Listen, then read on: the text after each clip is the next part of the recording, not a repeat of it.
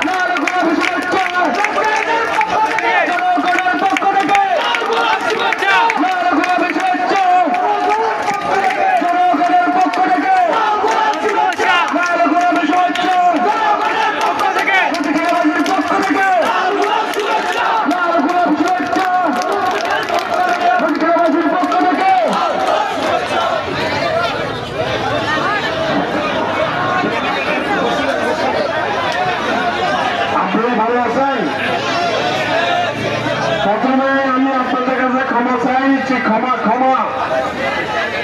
অনেকক্ষণ ধরে বসে আছেন, সেজন্য ক্ষমা চাচ্ছি। ক্ষমা করেছেন?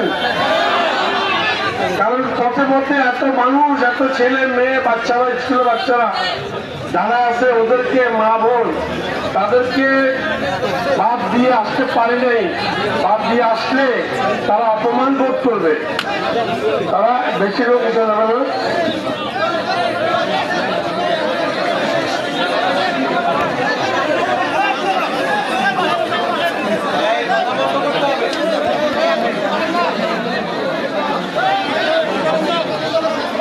একটু সবাই চুপ করো ভাই।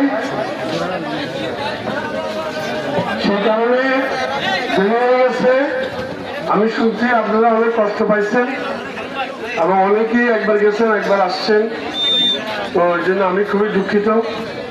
তো আমাদের এখানে প্রফেসর উলামি সাহেব আছে, বসার জায়গা নাই, নাহলে বলতাম। মঞ্চে আসার জন্য আমি তবু মঞ্চে আসলে খুশি হবো, আপনি মঞ্চে আছেন। প্রফেসর উলামি সাহেব আমাদের দেশের, আমাদের এলাকার গৌরব।